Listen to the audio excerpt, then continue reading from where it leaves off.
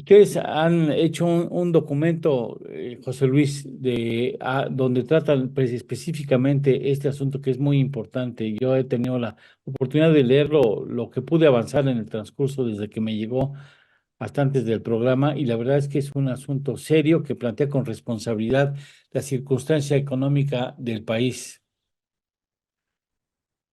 Sí, Eduardo, acabamos de sacar en sí un documento sobre el ciclo político y las finanzas públicas.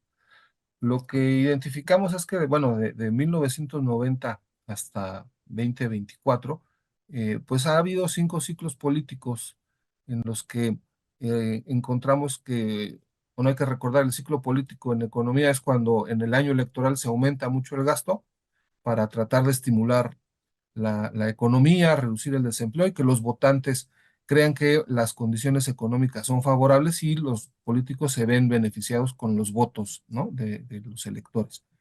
El último que ocurrió fue en 2009.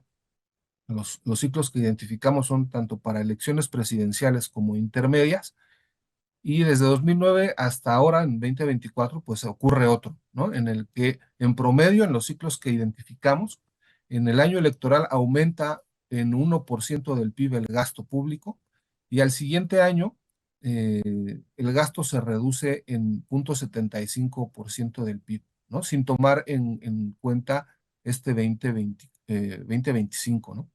Si tomamos en cuenta 2025, el promedio de la reducción del gasto aumentaría a poco más de 1% del PIB.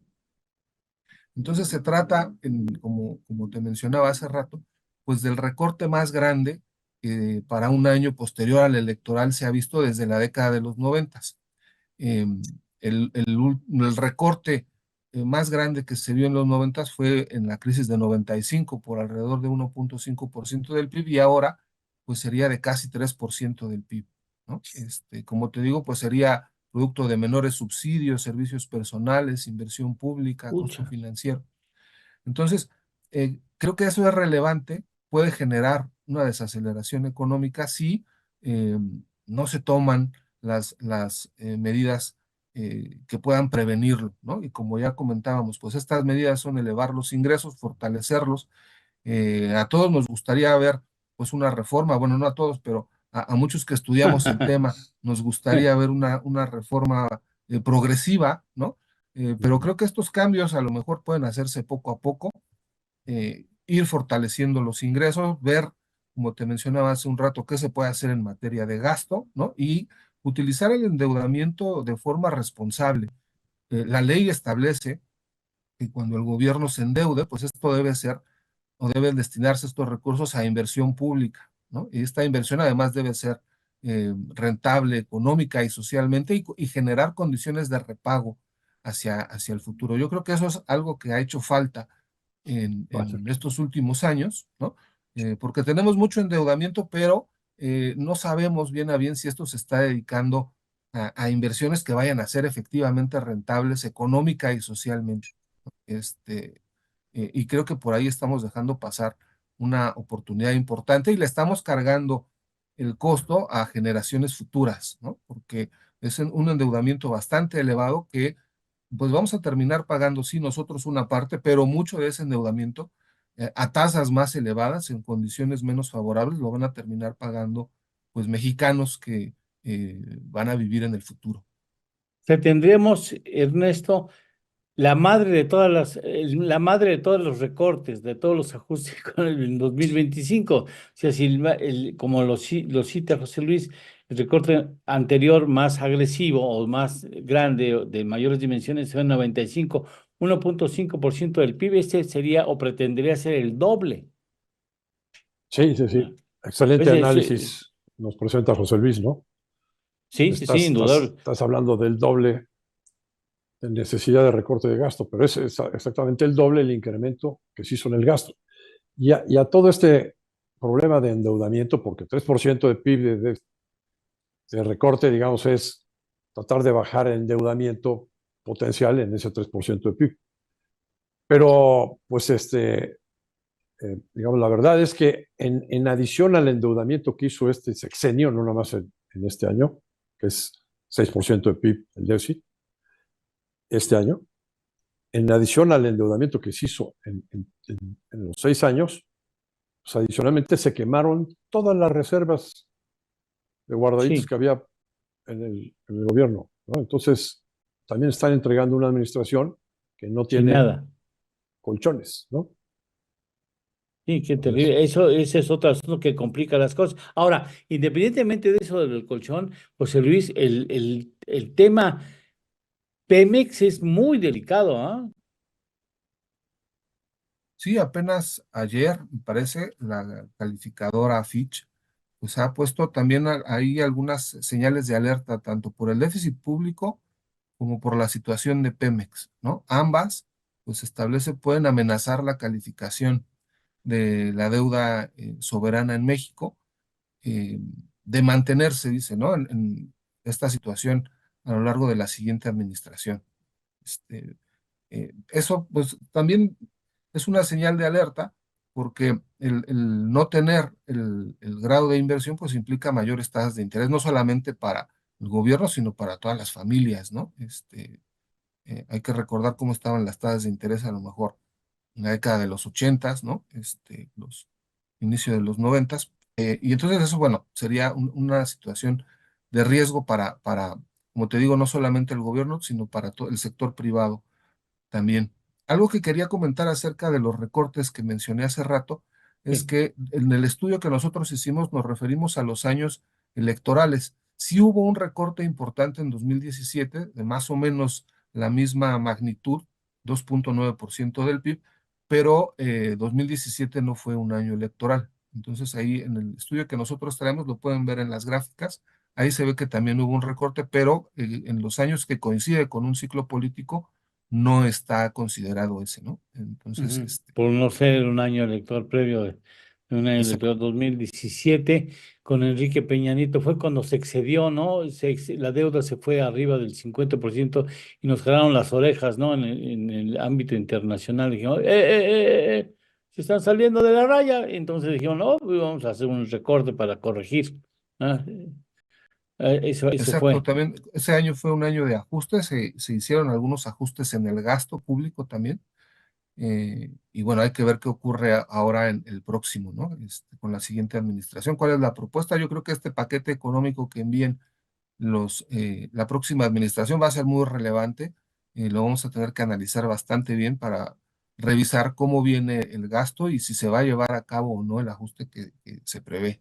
Oye, el trabajo que ustedes realizan, ¿lo envían o lo hacen público y esperan a que alguien lo lea o lo envían a determinadas oficinas o despachos o grupos que tienen influencia sobre la determinación de las cosas? Por ejemplo, se me ocurre a la Secretaría de Hacienda que el público o no. No, no, Así no lo nomás funciona. enviamos directamente a la Secretaría, lo hacemos público en el portal de Internet de CIEP, también lo damos a conocer en nuestras redes sociales. Y bueno, ahí vemos que a veces nos seguimos mutuamente, ¿no? A algunos funcionarios, algunas dependencias, Después y no se vemos aguantan, que ¿eh? el sector. Después no, les duele y no se aguantan que anden haciendo ustedes estudios, ¿no? Porque esto que hacen ustedes sí es responsable porque pone los puntos sobre y es que son relevantes al menos conocer para ver la complejidad de la complejidad del manejo económico de la cosa pública a partir del año entrante. No todo es elección. Después de las elecciones vienen decisiones muy relevantes, ¿no? Sí, bueno, la forma en que hacemos los estudios siempre es transparente, la metodología que utilizamos también lo es, los datos están ahí.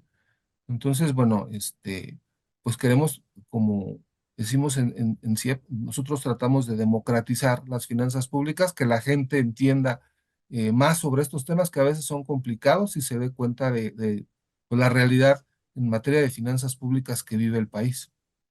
Y Ernesto, pues sí, digamos, ojalá que hubiera más influencia, digamos, en estos trabajos del CIEP, en las autoridades, en los medios de comunicación. Digo, qué bueno que estés entrevistando y que José Luis esté abierto a las entrevistas y que tenga el gobierno pues, tuviera más peso en los estudios de esto, porque, pues digamos, una cosa es lo que dice la técnica y otra cosa es lo que dice la política.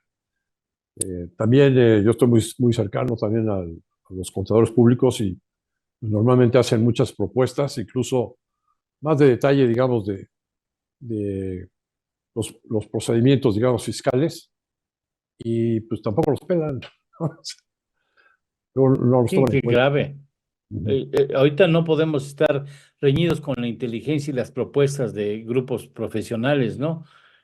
Como el CIEP y como los contadores públicos. O sea, ahorita es momento de escuchar, porque si no trabajas con cuidado este asunto en este paciente, se te viene abajo el Te asunto. pongo como ejemplo lo que es la carta aporte, ¿no? Oye, 70 requisitos para poder tener un papelito para poder transportar mercancía. 70 requisitos. O sea, No, el Instituto de Contadores ha hecho una serie de recomendaciones de cómo sí puedes tener un documento que acredite la propiedad de lo que estás transportando en un tráiler, ¿no? Pero que no sean 70 requisitos. imagínate, José Luis, tú tienes a dos pacientes. Uno es el país y el otro, al ladito, la plancha, está Pemex. Si tú no aciertas a tratar el asunto de Pemex, el otro, el paciente de al lado se te viene abajo también, ¿eh?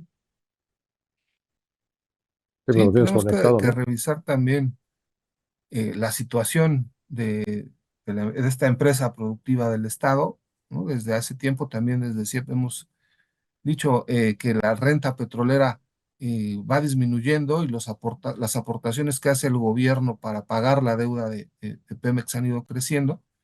Em, También hay que tener en cuenta que vienen vencimientos importantes este año y el próximo en materia de deuda de Pemex. Se va a poder refinanciar, yo creo que una gran parte de ella, pero a tasas más elevadas, ¿no? Entonces, eh, también existe el riesgo de que, bueno, vamos a refinanciar estos vencimientos, pero no estamos invirtiendo lo suficiente en la empresa. Entonces, pues sí, como dices, nos puede contagiar o puede contagiar al resto de la economía, ¿no?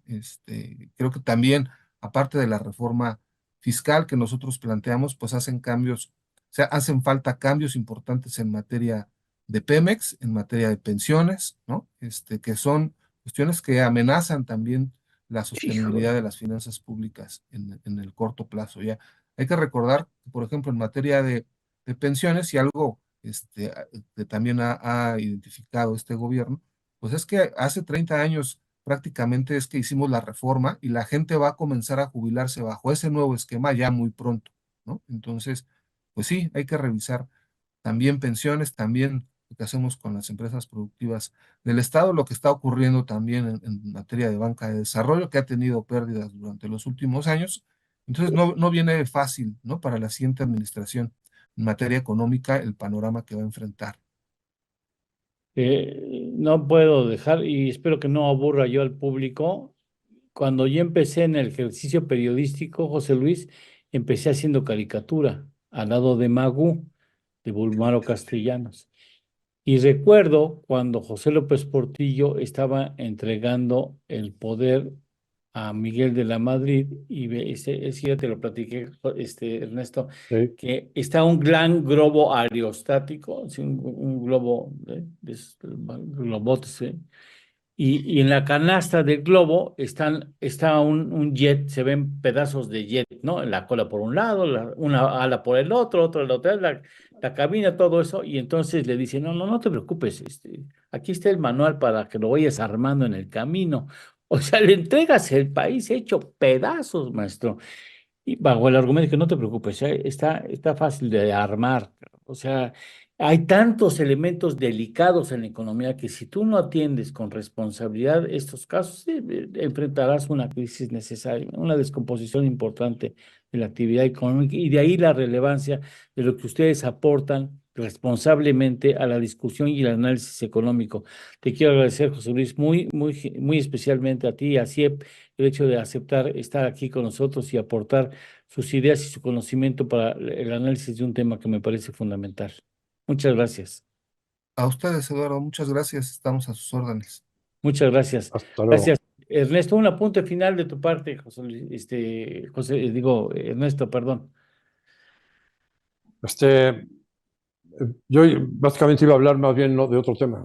Bueno, entonces vamos a una pausa y tratas los temas que quieres atender. Muchas gracias, José Sí. Luis. Hasta pronto, espero. Hasta pronto, gracias. Gracias.